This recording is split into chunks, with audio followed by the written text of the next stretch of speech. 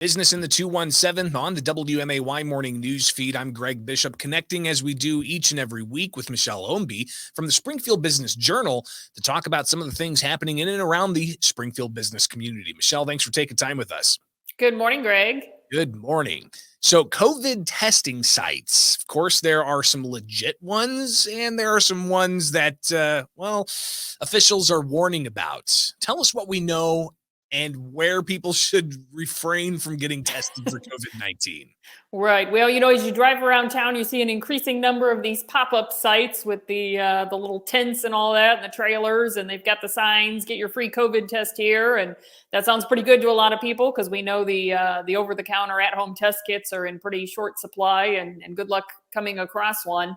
But yes, as you said, not all testing sites are created equal. Obviously, the ones run by the healthcare providers, very legit. The Illinois Department of Public Health, the Sangamon County Department of Public Health, they run some of these pop-up test sites. But there's also a number that are just really completely unlicensed and unregulated. And, there have been a lot of things circulating on social media, people complaining about not getting results in a timely fashion, or sometimes they hand you the results before you've even had a chance to complete your paperwork. I mean, some of them are definitely a little sketchy. And one in particular, there was one located downtown on East Adams. It is currently shut down. It's under investigation by the Illinois Attorney General. It's actually an Illinois-based company. They say that they've closed on a temporary basis for some retraining and reorganizing. We'll see whether or not they reopen. But in the meantime, just be cautious and definitely advise going to either the Sangamon County Public Health website or the Illinois Department of Public Health website to see a list of officially referred providers if you are looking to get a test. Yeah, I think that list is going to be vital for people. Check that if you need to get a COVID-19 test, and try to steer away from some of these pop-up locations. It's best to be certain rather than uncertain, and who knows? I mean, these tests could be you just spitting into a tube, but even that is important data that can be derived from that saliva. So you want to make sure that that's not compromised in any way. So definitely heed Michelle's advice. Get with the state's list or with the Sangamon County Department of Public Health's list where those legitimate COVID-19 testing sites are. Michelle, let's talk some business now. We've got the downtown hotel project we've heard a lot about, and questions as to where's this thing going.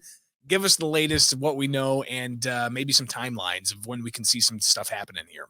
Right. Well, the downtown hotel project has died a quiet death. I'm sure you recall a couple years back there was a big hullabaloo over these out-of-state developers that had very ambitious plans to tear down the dilapidated parking garage there at 4th and Washington. And I think it was going to be something like a $55 million development, a new hotel and entertainment complex. Yeah, I think they're going to have like a children's type of family entertainment. Yeah, bowling alley. Yeah, the whole thing. It was going to be pretty spectacular from the description. And the city council was very much in favor of it. They awarded the developers $7 million in TIF money. The good news is, since TIF is a reimbursement, they did not actually walk away with any of those funds because, of course, as we know, the project has not gotten off the ground. They got multiple extensions while they were trying to secure their financing, but ultimately ran out of time. The TIF agreement expired, and so that money has now been reallocated back to the downtown TIF.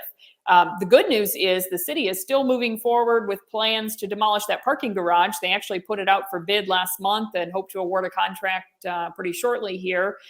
They're still looking to redevelop that site, and UIS has confirmed that they have identified 3 specific locations downtown as potential areas for a downtown campus. That's something that's been talked about for a number of years and looks like it might be coming to fruition.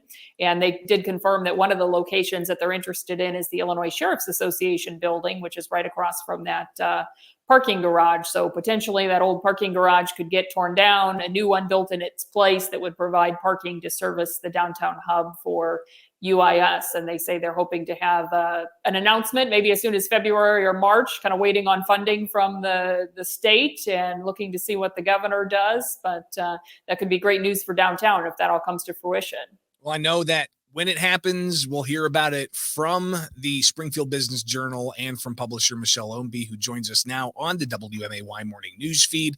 Another business item here, Mosquito Joe. Tell us about this business, and looks like they have a new building. Is that right? Right. Well, this is a quick turnaround, and it's always nice when the commercial buildings don't sit vacant for long. That just last week we talked about Hart Technologies and the fact that they had relocated. They actually gave up their standalone office building on South 11th Street because they've decided their employees are going to continue to work remotely, more or less permanently. So they're now sharing space with Wiley Interiors. But in the meantime, they put their building up for sale.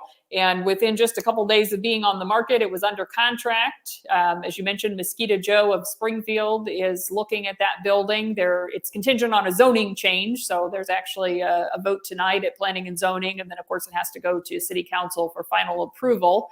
But it's a fairly minor zoning change. So they feel confident that they can get that done. And, the good news is Mosquito Joe is fairly new. They just started that, Jeff and Michelle Summers started that franchise here in Springfield in 2016. And they say it's already grown to be one of the largest Mosquito Joe franchises in the country. So they were sharing space with some other businesses the first few years. Then they had bought and renovated a property on South Grand. And they said by the time they got done with the renovations, they had almost outgrown it already. So now they're moving into yet another new and larger space. So good for them. Yeah, it's always good to see businesses doing well and growing. That's what we want to have when it comes to our entrepreneurial community. Michelle Ownbey, publisher of the Springfield Business Journal for Business in the 217. If people want to stay up to date on all the happenings in and around Springfield, how can they do so?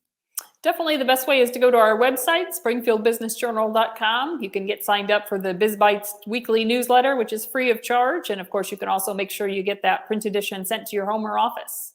Always appreciate your time, and we'll connect again next week here for Business in the 217. I'm Greg Bishop. Thanks again to Michelle Ownbey, publisher of the Springfield Business Journal. Have a great day.